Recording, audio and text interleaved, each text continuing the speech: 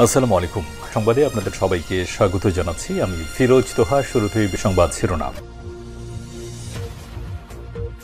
বাংলাদেশের সর্বশেষ গুরুত্বপূর্ণ আপডেট সংবাদে আপনাকে স্বাগত। শুরুতেই সংবাদ শিরোনাম, পরে বিস্তারিত।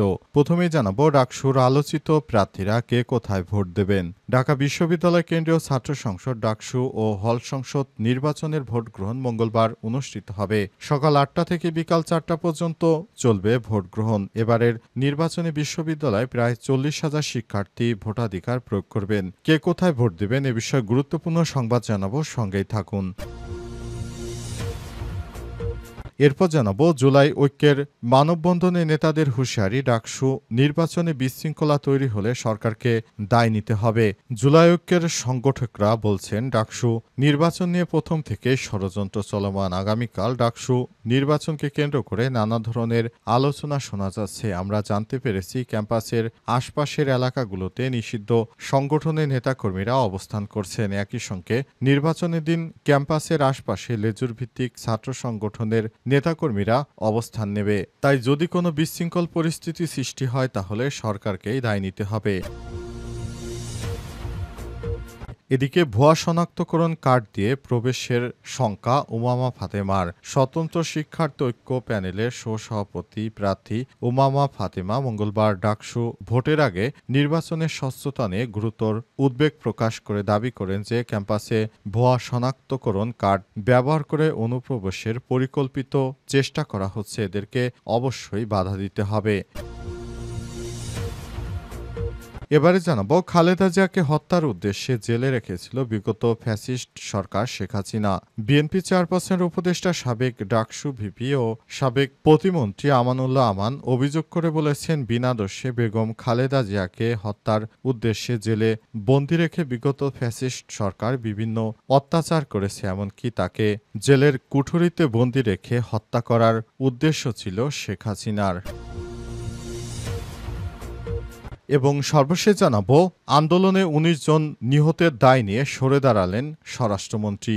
নেপালের স্বরাষ্ট্রমন্ত্রী রমেশ লেখক পদত্যাগ করেছেন। আজ সন্ধ্যায় প্রধানমন্ত্রীর সরকারি বাসভবন বালুয়াতারে অনুষ্ঠিত মন্ত্রিসভার বৈঠকে তিনি প্রধানমন্ত্রী কেপি শর্মা ওলির কাছে পদত্যাগপত্র জমা দেন। মন্ত্রিসভার এক সদস্য জানিয়েছেন কাঠমান্ডুতে ১৭ জন এবং ইটাহারিতে ২ জন সহ মোট ১৯ জন নিহত এবং ৪ শতাধিক আহত হওয়ার ঘটনার পর নৈতিক দায় নিয়ে তিনি দায়িত্ব ছেড়ে দিয়েছেন। উল্লেখ্য, জেনজির আন্দোলনে নেপালে ব্যাপক হারে সংঘর্ষ ছড়িয়ে পড়েছে। অবস্থায় পুলিশের সঙ্গে জেনজির সংঘর্ষের ঘটনায় অনেক মানুষ মারা গেছে, অন্তত ৪০০ জন আহত হয়েছে এবং ১৯ জন নিহতের সর্বশেষ খবর পাওয়া গেল। প্রিয় দর্শক, এতক্ষণ শুনছিলেন সংবাদ শিরোনাম, এবারে বিস্তারিত। তবে তার আগে বন্ধুরা অনুরোধ থাকবে সংবাদটিতে একটি লাইক দিন। এই চ্যানেলে আপনি নতুন হয়ে থাকলে আমাদের সংবাদটি দেখতে দেখতে চ্যানেলটি সাবস্ক্রাইব করে রাখুন। কমেন্ট করে বন্ধুরা আপনার মূল্যবান মতামত জানিয়ে দিন আপনি বিশ্বের কোন দেশ থেকে বা বাংলাদেশের কোন স্থান থেকে আমাদের সংবাদটি দেখছেন এবং শুনছেন। আর বন্ধুরা এই সংবাদটি আপনার সোশ্যাল মিডিয়া ফেসবুকে শেয়ার করে বন্ধুদেরও দেখার সুযোগ করে দিন। এবারে বিস্তারিত। ডাকসুর আলোচিত প্রার্থীরা কে কোথায় ভোট দেবেন। ঢাকা বিশ্ববিদ্যালয় কেন্দ্রীয় ছাত্র সংসদ ডাকসু ও হল সংসদ নির্বাচনে ভোট গ্রহণ মঙ্গলবার অনুষ্ঠিত হবে।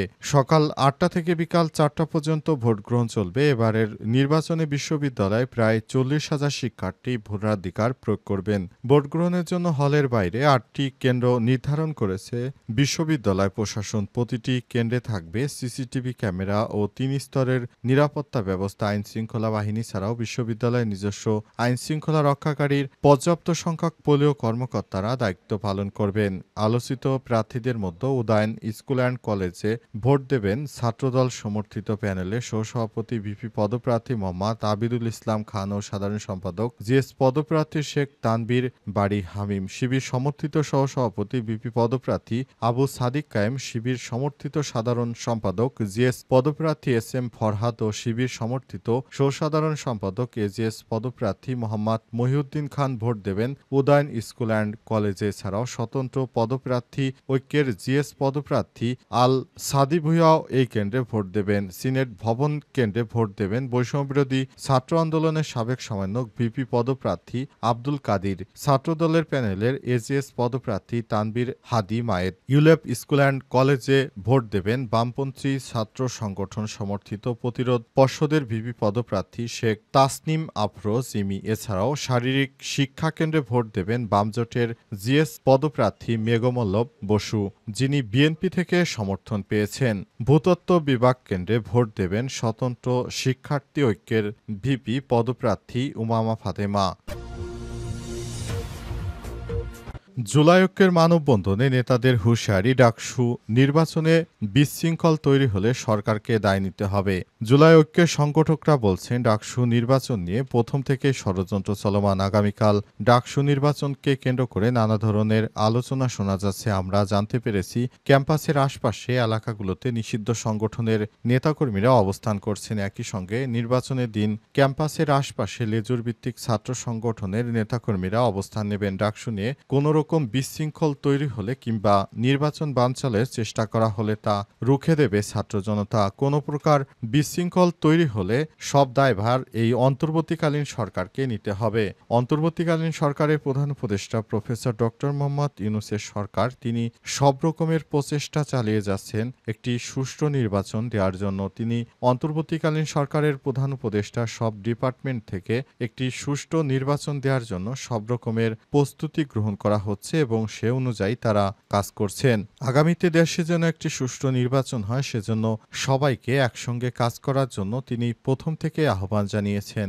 অন্তর্বর্তীকালীন সরকারের প্রধান উপদেষ্টা প্রফেসর ডক্টর মোহাম্মদ ইউনূসের সরকারের উপরে ভরসা করে সমস্ত রাজনৈতিক দল এই নির্বাচনে অংশগ্রহণ করছে। তবে নির্বাচন যেন সুষ্ঠু হয় সেজন্য সবাই একসঙ্গে মিলেমিশে কাজ করা উচিত বলে মনে করা হয়, কারণ দেশটা স্থিতিশীল থাকার জন্য সবাই একসঙ্গে মিলেমিশে কাজ করতে হবে।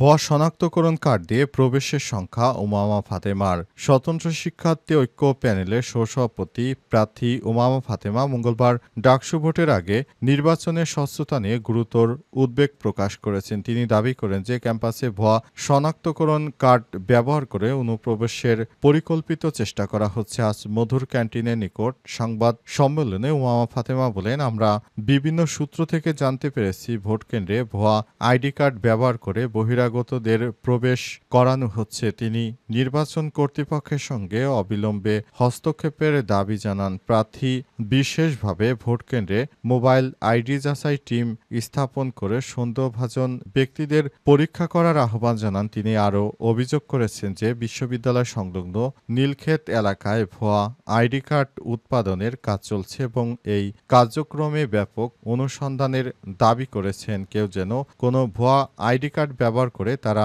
বিশ্ববিদ্যালয়ে ঢুকতে না পারে, এজন্য সবাইকে সতর্ক থাকার আহ্বান জানিয়েছেন এবং প্রশাসনকে অনুরোধ করেছেন প্রশাসনের কর্মকর্তারা যেন সঠিকভাবে তাদের দায়িত্ব পালন করে। কেউ যেন সেখানে ঢুকতে না পারে সেটি অবশ্যই সবাইকে খেয়াল রাখতে হবে। তিনি আরও দাবি করেছেন, আমরা একটি সুষ্ঠু সুন্দর নির্বাচন চাই, সুতরাং কোনো ধরনের নাশকতা আমরা মেনে নেব না। তাই প্রশাসনের উচিত এখন সব জায়গায় অভিযান চালানো, কোথাও যেন কোনো ভুয়া কার্ড তৈরি হতে না পারে এবং এই কার্ডের মাধ্যমে যেন এসব দুষ্কৃতকারীদেরকে ঠেকানো যায়। খালেদা জিয়াকে হত্যার উদ্দেশ্যে জেলে রেখেছিল বিগত ফ্যাসিস্ট সরকার বললেন আমান।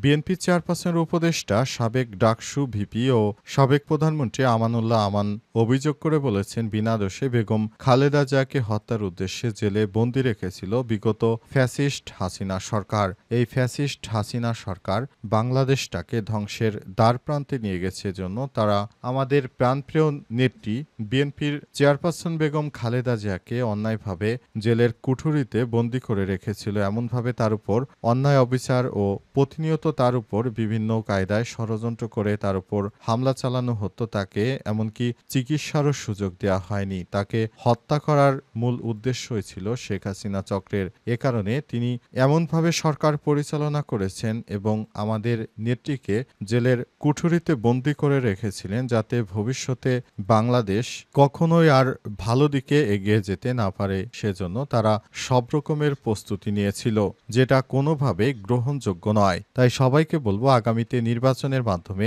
যথাযথ প্রক্রিয়ায় বিএনপিকে ভোট দিয়ে আবার ফ্যাসিবাদ মুক্ত বাংলাদেশ গড়ার সুযোগ করে দেবেন। আমাদের নেতা তারেক রহমান খুব শীঘ্রই বাংলাদেশে ফিরবেন এবং তিনি দেশের সব মানুষকে একসঙ্গে নিয়ে একটি নতুন বাংলাদেশ গড়ে তুলবেন, যে প্রত্যাশা তারেক রহমান দীর্ঘদিন ধরে করে আসছেন এবং যে প্রত্যাশা করে তিনি নতুন বাংলাদেশ গড়ার জন্য ৩১ দফা রূপরেখা ঘোষণা দিয়েছেন। সেই ৩১ দফার মাধ্যমে আসলে আমাদের মুক্তি মিলবে। তাছাড়া বাংলাদেশের জনগণের আর মুক্তি পাওয়ার কোনো মাধ্যম নেই। তাই বিএনপির ভারপ্রাপ্ত চেয়ারম্যান তারেক রহমান দেশে ফেরার পর আমরা সবাই মিলে বিএনপিকে জয়যুক্ত করব আগামী নির্বাচনে বলেও মন্তব্য করেছেন তিনি।